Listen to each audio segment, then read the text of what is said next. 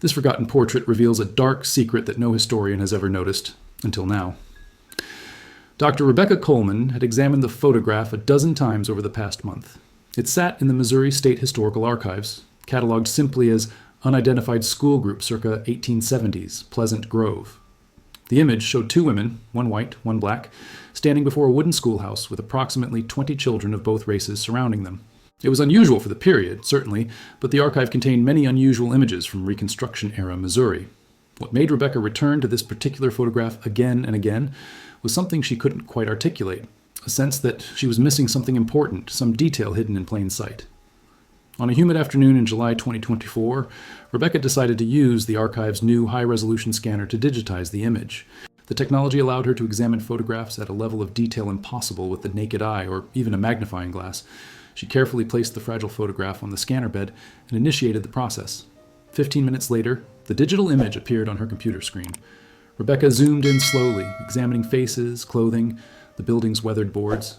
The children looked comfortable, some smiling despite the long exposure times typical of 1870s photography. The two women stood with identical posture, both holding books. McGuffey readers she could now see clearly. Then Rebecca zoomed in on the black woman's face and neck. Her breath caught. There, visible now in the enhanced digital resolution, were marks she had never noticed before. Faint but unmistakable scars circled the woman's neck, the kind of scarring consistent with years of wearing iron collars. Rebecca's hands trembled slightly as she zoomed in further on the woman's hands, which rested on a child's shoulder. More scars, these on her wrists, the distinctive marks of manacles. Rebecca sat back in her chair, her mind racing. She looked at the photograph's catalog information, circa 1870s, Pleasant Grove. She pulled up the handwritten note on the back of the original photo, which had been photographed separately. Spring term, Pleasant Grove, April 1871. April 1871. Only 6 years after the abolition of slavery. Rebecca's expertise was in Reconstruction-era education in Missouri. She knew the history intimately. In 1871, integrated schools were not just rare in Missouri, they were illegal. The state had passed strict segregation laws in 1865, and any attempt to operate a mixed-race school was met with legal prosecution and often violence. Black teachers were extremely uncommon, and a formerly enslaved woman teaching in an integrated school would have been virtually impossible. Yet here was photographic evidence of exactly that. Rebecca picked up her phone and called her colleague, Dr. James Morrison, who specialized in African American history during Reconstruction. "James, I need you to come to the archive immediately. I think I've found something extraordinary." "What kind of extraordinary?" James asked, his interest clearly piqued. "The kind that might rewrite what we know about integration in Missouri," Rebecca said, her eyes still fixed on those scars, those marks of bondage on a woman who somehow became a teacher. "The kind that's been hiding in our archive for over 150 years and nobody ever noticed." James arrived at the archive within the hour, his expression skeptical but curious. Rebecca had worked with him on several projects over the past 5 years, and she knew he respected her scholarship, but she also knew that what she was about to show him would challenge everything they both understood about Missouri's educational history during Reconstruction. "Look at this," Rebecca said, gesturing to her computer screen where the high-resolution image was displayed.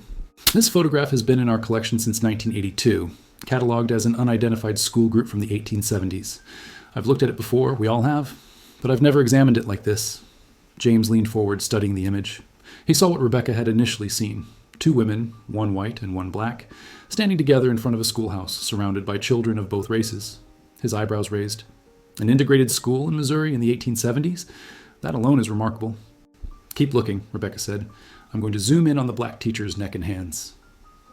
As the image enlarged, James's expression changed from curiosity to shock. The scars were clearly visible, circular marks around the neck, linear scarring on the wrists. He was silent for a long moment, then said quietly, "Those are slave scars, iron collar and manacles. She was enslaved for years, probably decades given the depth of that scarring." "Exactly," Rebecca said. "And this photograph is dated April 1871, only 6 years after abolition." James pulled up a chair and sat down heavily. "Rebecca, do you understand what this means? A formerly enslaved woman teaching in an integrated school in Missouri in 1871? That shouldn't exist. It couldn't exist. Missouri's segregation laws were ironclad. Schools were separated by law, and black teachers were virtually non-existent," Rebecca finished. "I know. Which means this photograph is evidence of something that was deliberately erased from the historical record." James leaned closer to the screen, examining every detail of the photograph. "Look at their posture," he said, pointing to the two women. "They're standing as equals. Same stance, same positioning, both holding the same books. This wasn't a white teacher with a black assistant. This was a partnership." Rebecca nodded. She had noticed that too. The body language in the photograph spoke of equality, of shared purpose. The white woman wasn't positioned in front or elevated in any way. They stood side by side, both with their hands on children of different races. "We need to identify these women," James said. "We need to find out who they were, how they managed to operate this school, and what happened to them. Because if they were doing this in 1871 Missouri, they were risking their lives every single day." Rebecca was already pulling up property records from Clay County, where Pleasant Grove was located. "I'm starting with land ownership records. If they operated a school, even an illegal one, they needed property. Someone owned that building and that land." James moved to a second computer terminal and began searching through census records from 1870 and 1880. "I'll look for teachers, black women who listed their occupation as educator, anyone who might match our woman in the photograph." They worked in focused silence for the next 3 hours, occasionally sharing findings, following leads that went nowhere, backing up and trying different approaches. The archive's reading room emptied as other researchers left for the day. But Rebecca and James continued working as the afternoon light faded outside the windows. Finally, just after 6 o'clock, Rebecca found something. "James, look at this. Property record from Clay County, dated 1869. 5 acres of land near Pleasant Grove purchased by Katherine Hayes for $40. And look at the notation the clerk added. Unmarried female, northern origin, educational purposes." James came over to look at the screen. Northern origin. That suggests she might have been from an abolitionist family, and the clerk noted educational purposes, which means her intentions were known from the start. Oh, the breakthrough came the following morning when James discovered a collection of personal letters that had been donated to the archive in 1995, but never fully cataloged. The letters had been written by Katherine Hayes to her sister Margaret in Massachusetts between 1869 and 1872. James's hands trembled slightly as he opened the first box. Rebecca joined him at the research table as he carefully unfolded the first letter, dated September 1869. "Dearest Margaret, I have arrived safely in Missouri and completed the purchase of the land near Pleasant Grove. Father would be proud, I think, though Mother would worry terribly if she knew what I truly intend. The people here are not welcoming. They view anyone from the north with suspicion, and an unmarried woman purchasing property raises eyebrows and unwelcome questions. But I am resolved, dear sister. I will build a school on this land, and I will teach any child who wishes to learn, regardless of the color of their skin. I know this violates Missouri law. I know the dangers. But Father did not spend 20 years fighting for abolition so that freedom could mean separate and unequal. If no one else will act on that principle here in Missouri, then I must." Rebecca looked up at James, her eyes bright with excitement. "Oh, so Katherine Hayes was definitely an abolitionist's daughter. She came to Missouri specifically to open an integrated school, knowing it was illegal." James was already reading ahead through the letters, scanning for any mention of the black teacher. He found it in a letter dated March 1870. "Margaret, I must tell you about the most extraordinary woman I have met. Her name is Elellanar Price, and until 6 years ago, she was enslaved on a farm not far from where I now live. She learned to read in secret, taught by the farm owner's daughter who, apparently, took pity on her and defied her own father to provide Eleanor with books and lessons hidden in the barn. When I announced my intention to open a school, word spread through both the white and Negro communities. Most white families want nothing to do with me, but Eleanor came to see me 3 days ago. She walked directly up to my door, knocked, and when I opened it, she said without preamble, 'I hear you plan to teach Negro children. I can help you. I've been teaching freed people to read for 4 years, using a Bible and whatever scraps of paper I can find. If you truly mean to open a school for all children, I want to be part of it.' We talked for hours, Margaret.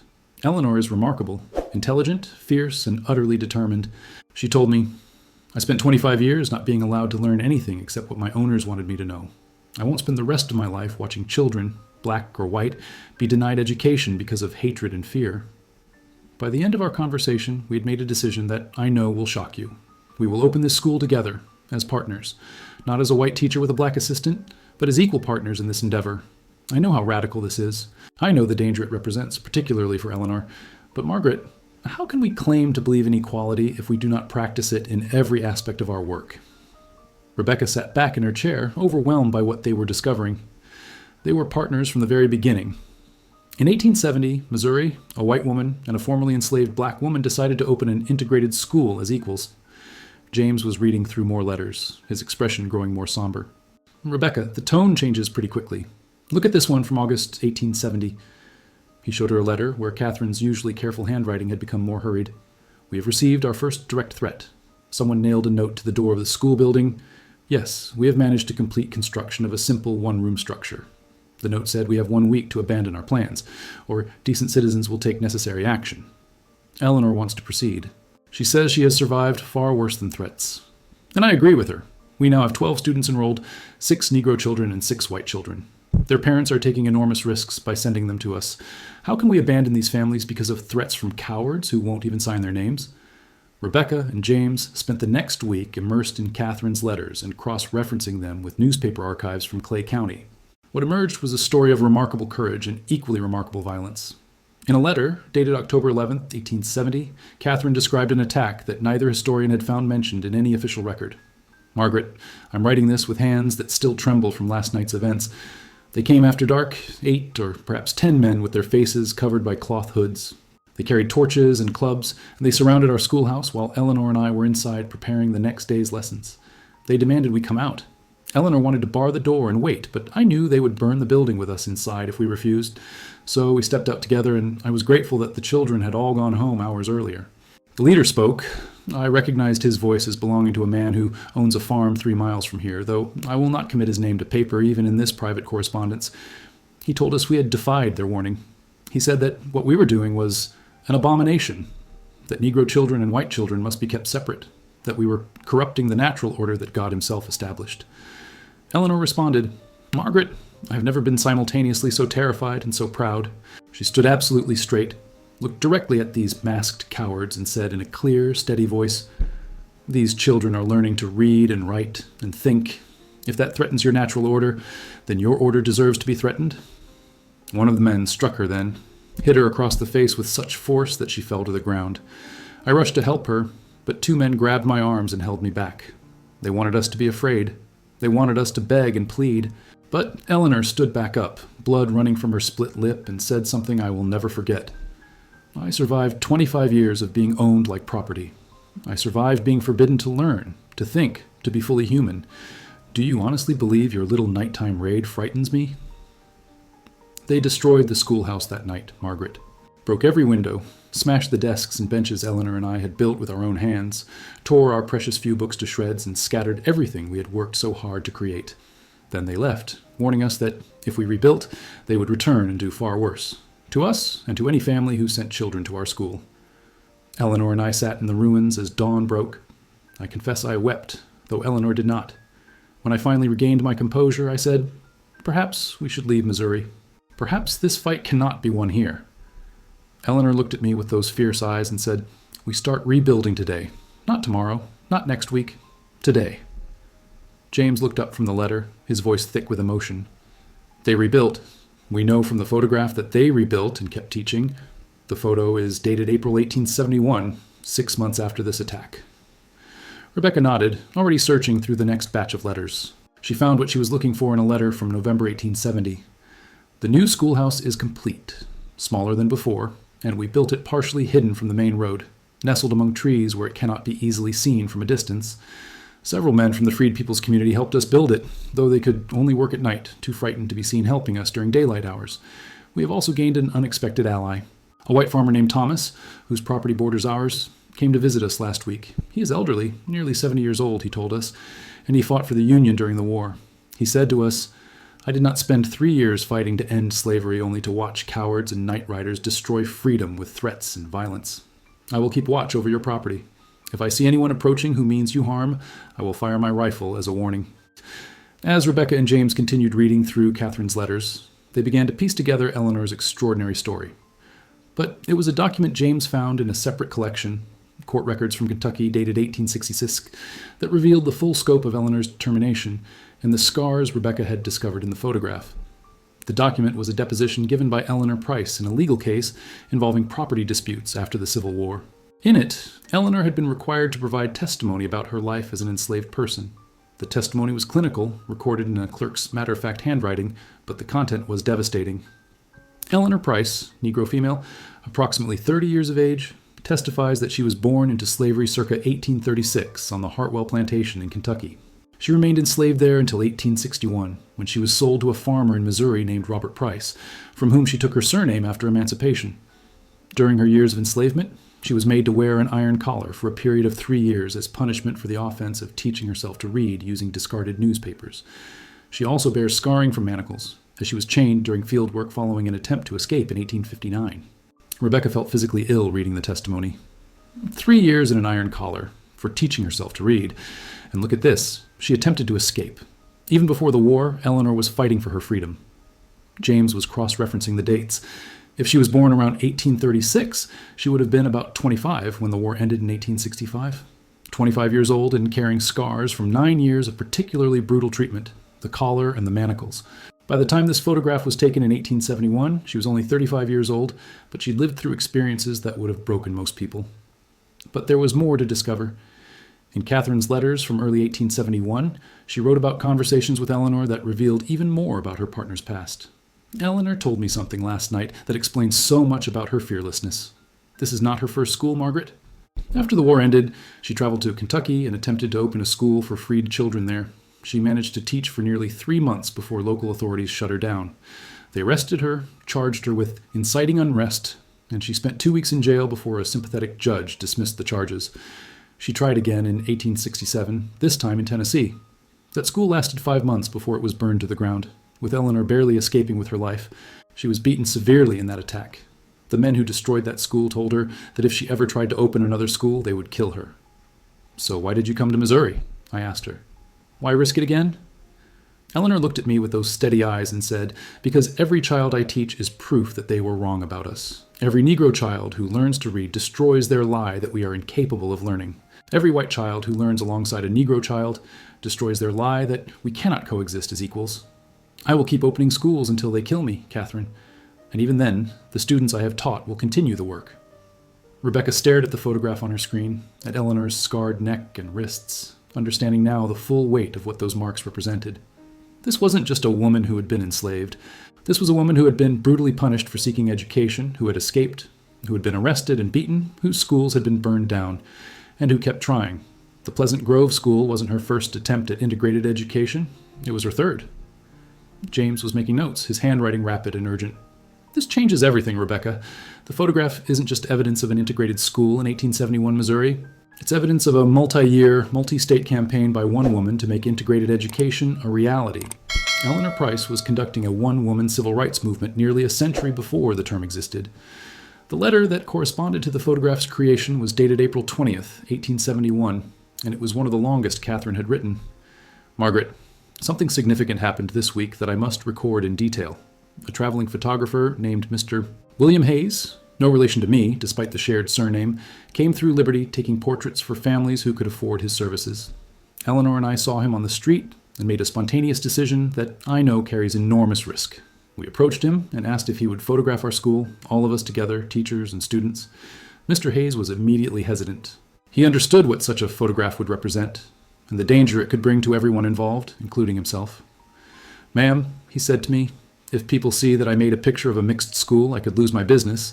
Folks around here don't take kindly to this sort of thing." But Eleanor spoke to him then. She said, "Sir, I understand your fear, but I want you to understand something. In 50 years or 100 years, people will need to know that this was possible. They will need proof that in 1871 in Missouri, Negro children and white children learned together as equals. They will need to know that some people tried, that some people believed it could work. Without proof, without a photograph, our story will be erased as if it never happened. And that erasure will be used to claim it was never possible, that people like us never existed."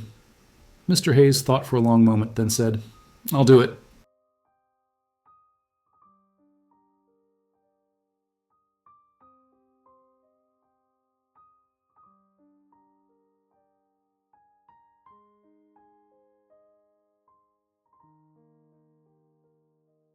But I won't advertise that I made this picture, and I can't keep a copy for my own portfolio. This will be your photograph, and yours alone. Yesterday afternoon, we gathered all 22 of our students and assembled in front of the schoolhouse. Eleanor and I stood together as we always do, as partners and equals. We held our teaching books. We placed our hands on our students' shoulders, and Mr. Hayes captured that moment on his camera plate. When he showed us the image, I was overcome with emotion. There we were, Eleanor with her quiet strength, me with my determination, and our students, Negro and white, sitting and standing together without a trace of the divisions the world outside tries to force upon them. Some of the children were holding hands. Some were smiling despite the long exposure time. They looked comfortable, natural, as if this integrated school were the most ordinary thing in the world. Because for them, it is ordinary, Margaret. These children do not see race the way their parents do. They see their classmates, their friends, their study partners. They see people who help them with difficult arithmetic or who share their lunch when someone forgets theirs. They have learned that skin color has nothing to do with character, capability, or worth. That is what this photograph captures. Not just an illegal school, but a vision of what America could become if we could overcome our hatreds and fears. Rebecca saved the letter to her research files, her hands shaking slightly. She knew James. Katherine knew that documenting this was dangerous, but she also knew that, without documentation, their story would be completely erased. James was examining the photograph again, this time with a deeper understanding of what he was seeing. And look at Eleanor's positioning in this photograph. She's not hiding her scars. Her neck is clearly visible. Her hands are prominently displayed. She could have worn a high collar, gloves, something to conceal the evidence of her enslavement. But she didn't. Because she wasn't ashamed, Rebecca said quietly. Those scars were proof of what she'd survived, proof of why this work mattered. She wanted them visible. The letters from May 1871 revealed a dramatic escalation in the persecution Eleanor and Katherine faced. Rebecca found the critical entry dated May 16th, 1871. Margaret, they have arrested Eleanor. The county sheriff came to the school yesterday morning during our arithmetic lessons. He had a warrant charging Eleanor with inciting social disorder and unlawful assembly. The charges are absurd. Our crime is simply teaching children to read, but the law does not care about truth when it can be used to enforce hatred. The children were terrified when the sheriff walked in. Several began crying. I stood immediately and demanded to know on what grounds he was arresting my partner. Sheriff Dalton, a man whose contempt for both of us has been evident from the beginning, told me it was none of my concern. I said, Eleanor is my partner in this school. If you are arresting her for teaching, then you must arrest me as well. We are equally responsible for every lesson taught here. The sheriff actually laughed at me, Margaret. He said, Miss Hayes, you're a white woman from a decent family, even if you are misguided. You're not going to jail. But this one, he pointed at Eleanor with obvious disgust, she knows better than to cause trouble. She needs to learn her place. Eleanor stood with perfect composure, though I could see her hands trembling. She told our students, Do not be afraid. I will return soon, continue learning. That is the most important thing. Then she looked directly at me and said, Keep the school open, Katherine. Do not let them win. Promise me. I promised, though the words nearly choked me. They took her away in chains, Margaret. Chains on a woman whose only crime is educating children. I have not been able to see her. They refuse my visits, claiming I am not family. Her trial is set for 3 days from now. James had found the trial transcript in the Clay County courthouse records. The document was brief. The entire trial had lasted less than 2 hours, but it was damning in its revelation of the justice system's prejudice. State of Missouri versus Eleanor Price, May 18, 1871. Judge Preston Walton presiding. Prosecution called 3 witnesses, Mr. Robert Dalton, Mr. Henry Cobb, and Mr. Samuel Wright, all residents of Clay County. All 3 testified that the defendant had been stirring up trouble among the Negro population by teaching ideas of racial equality. Mr. Cobb testified that the defendant's school was an affront to Christian teaching and natural law. Mr. Wright testified that the defendant was encouraging Negro children to forget their place in society. Defense attorney Mr. Frederick Brennan objected repeatedly to the vagueness of the charges and the lack of specific criminal conduct. Objections overruled. Defense called no witnesses, as the defendant, being Negro, is prohibited by law from testifying in cases involving white complainants. Rebecca felt a familiar anger rising as she read. They convicted her without ever allowing her to speak in her own defense. The entire trial was a sham. The verdict had been predetermined. Guilty on both charges. The sentence was 30 days in the county jail and a fine of $50, an enormous sum in 1871. Katherine's letter from the night of the verdict was written in a visibly shaking hand. They convicted her, Margaret. Despite the obvious injustice, despite the lack of any real evidence, they convicted her. Judge Walton said in his sentencing that Eleanor's punishment would serve as a warning to others who might seek to disturb the natural hierarchy established by God and nature. I tried to pay her fine immediately. I have money from father's inheritance, but they refused. The judge said Eleanor must serve the full 30 days as a lesson in humility. But something extraordinary happened as they were leading Eleanor from the courtroom. An elderly man named Thomas, the farmer who has been helping protect our school, stood up without being called and began speaking. He said, Your Honor, I fought for 3 years in the Union Army. I fought at Wilson's Creek and Pea Ridge. I lost a son at Shiloh. I fought so this nation could remain united and so that all people could be free. What these women are doing is not a crime. It is the fulfillment of everything we fought for. Teaching children to read is not a crime. It is hope. The courtroom erupted. Some people applauded. Others shouted him down. But Eleanor looked at Thomas with such gratitude. And she looked at me and said, loud enough for everyone to hear, "Keep teaching, Katherine. Do not close the school. That is how we win." Katherine's letters from the next 30 days revealed her determination to honor Eleanor's request. Despite the obvious danger, despite being alone, Katherine kept the Pleasant Grove School open every single day of Eleanor's imprisonment. "Margaret, I am teaching alone now, and it is far more difficult than I imagined." Eleanor had a gift for managing children of different ages and abilities simultaneously. She could have 3 different lessons occurring at once, moving seamlessly between groups, ensuring each child received the attention they needed.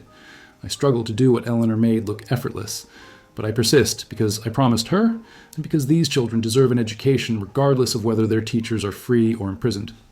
Something unexpected has happened. Several community members, both Negro and white, have begun helping in small, quiet ways. A Negro woman named Ruth brings food for the students whose families cannot afford to send lunch. A white carpenter named Mr. Davies came last week and repaired our broken desks without being asked, working quickly at dawn before others might see him. Thomas continues his nightly watch, ensuring no one approaches the school with violent intent. Even more surprisingly, 2 mothers, one Negro, one white, have begun assisting with lessons. They do not call themselves teachers, and they come separately at different times so as not to be seen together, but they help the children with reading and arithmetic. They are terrified of being identified, but they come anyway. It is as if Eleanor's arrest has awakened something in people. Some are angry at the injustice and want to resist in whatever small way they can. The school has become more than just a place of learning. It has become a symbol. Rebecca found supporting evidence for this growing resistance in newspaper articles from the Liberty Tribune. The newspaper's tone was hostile, but the content confirmed Katherine's account. Concerns persist regarding the unlawful educational establishment in Pleasant Grove. Despite the recent arrest and conviction of one of the principal agitators, reports suggest that instruction continues. The white woman involved has shown a stubborn refusal to accept the judgment of the courts and the will of the community. Local authorities are monitoring the situation. 2 weeks into Eleanor's imprisonment, Katherine was allowed to visit her in jail. Her letter describing that visit was one of the most moving documents Rebecca had read. "I was finally granted permission to visit Eleanor yesterday, after submitting 3 written requests to Sheriff Dalton. The conditions of her imprisonment are unconscionable, Margaret. She is being kept in a cell no larger than 8 feet by 8 feet, with no window and no proper bed. Only a thin, filthy blanket on a wooden platform. The heat is oppressive. The smell is terrible, and Eleanor has lost weight that she could not afford to lose. But her spirit, Margaret, her spirit is undiminished.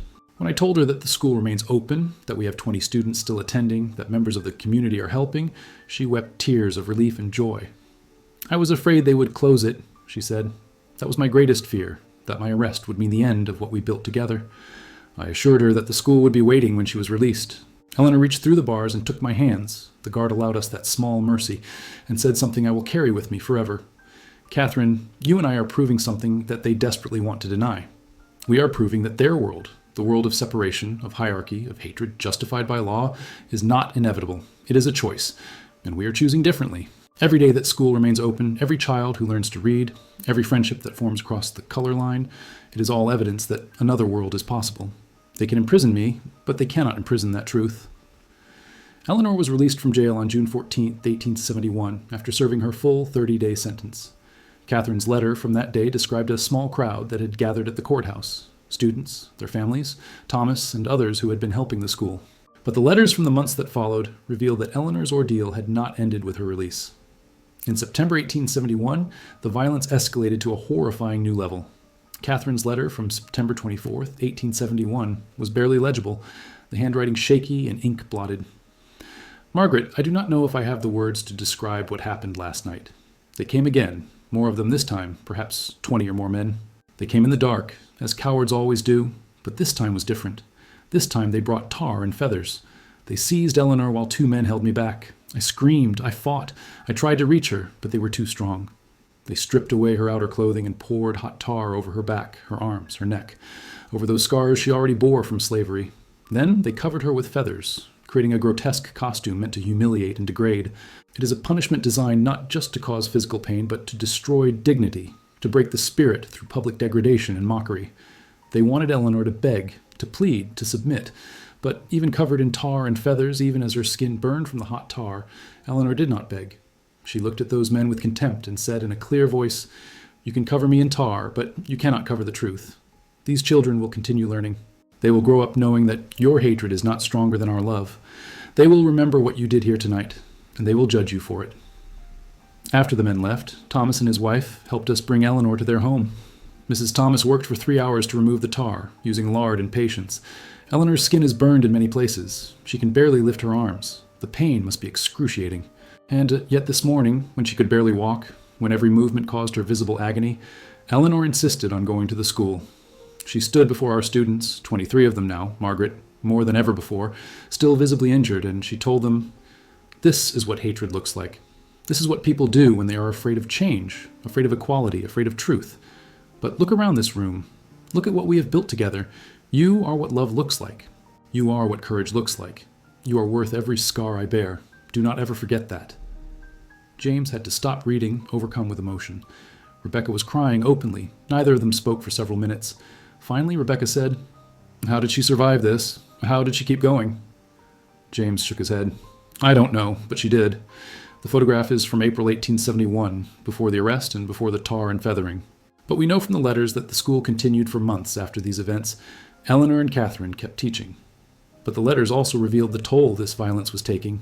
In November 1871, Katherine wrote, "Eleanor and I talked last night about how much longer we can continue. Not whether we should continue. That question has been answered. Our students deserve education, and we will provide it as long as we are able. But whether we can physically and emotionally sustain this work under constant threat of violence is another question entirely. We are both exhausted, Margaret. The vigilance required to operate this school, the constant watching for threats, the planning of escape routes, the fear that each day might be our last, it takes a toll that is difficult to articulate. Eleanor's injuries from the tar and feathering have healed physically, but she moves differently now, as if waiting for the next attack. And I find myself unable to sleep through the night, startling awake at every sound. Thomas told us yesterday that he has heard rumors of another, more serious attack being planned. He urged us to close the school temporarily, to let tensions cool. But how can we? We have 31 students now, 31 children whose education would end if we closed, 31 families who have risked everything to send their children to us." The letters ended abruptly in April 1872. The last letter Katherine wrote to her sister was dated April 3rd, and its tone suggested finality. "Margaret, Eleanor and I have made the most difficult decision of our lives. After 2 years and 4 months of operating our school, after teaching more than 300 students in various stages, after surviving raids, arrests, beatings, and tar and feathering, we are closing the Pleasant Grove School and leaving Missouri. This is not surrender, though it feels like it. Thomas came to us 3 days ago with information from a source he trusts. There is a plan to kill us both, not to frighten us, not to warn us, but to end our lives. The men planning this attack have grown frustrated that legal prosecution and physical violence have not stopped us. They have decided that our deaths are the only solution. Eleanor wanted to stay. Even knowing the threat, even understanding that it is credible, she wanted to continue. If we leave, she said, they win. They will have proven that violence works, that terror is effective, that courage has its limits. But I convinced her, barely, that our deaths would serve no one. Our students need us alive, even if we cannot teach them directly.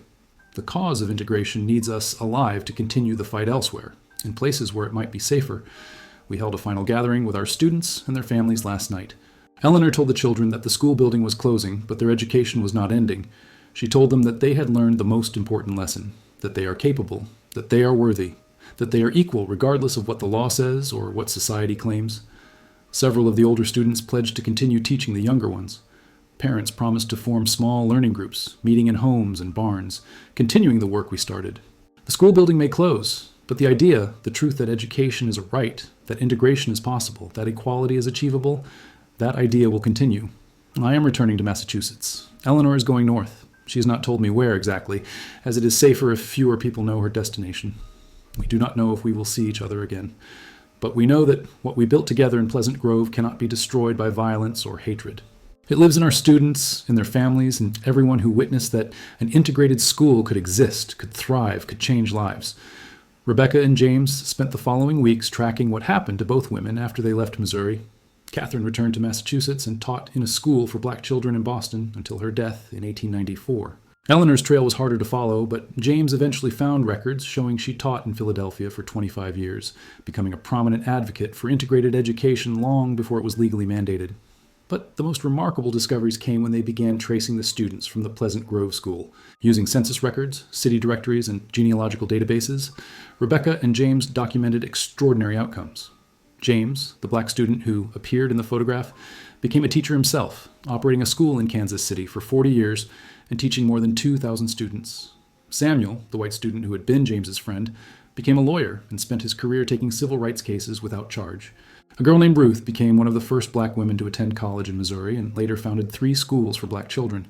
Another student, Daniel, became a minister who preached racial equality in his church and was eventually forced to leave Missouri because of his beliefs. Rebecca created a comprehensive study showing that of the identifiable students who attended the Pleasant Grove School, more than 60% went into education, activism, law, or ministry, vocations focused on social change and equality. The rate of literacy among these students and their children was more than double the average for Missouri in that period.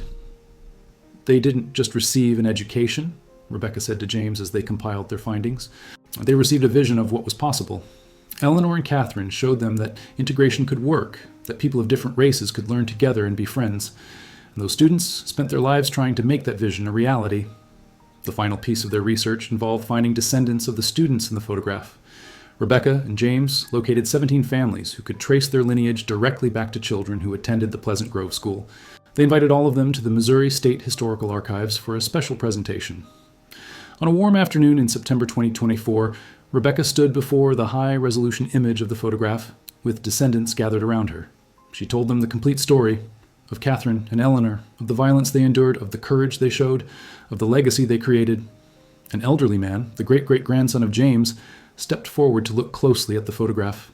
He pointed to a young black boy standing next to a white boy, their arms around each other's shoulders.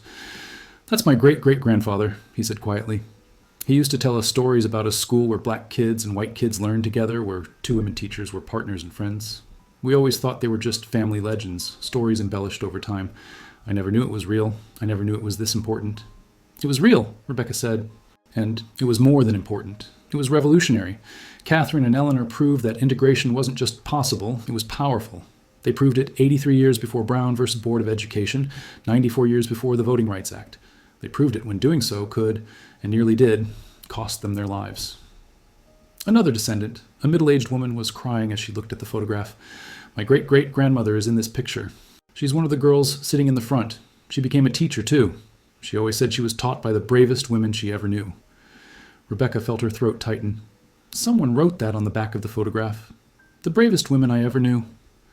We think it was written by one of the students, decades later as a memorial. The photograph now hangs in the Missouri State Historical Archives' permanent exhibition on education and civil rights. Beside it is the complete story of Katherine Hayes and Eleanor Price, documented through letters, court records, and newspaper articles that Rebecca and James spent months compiling.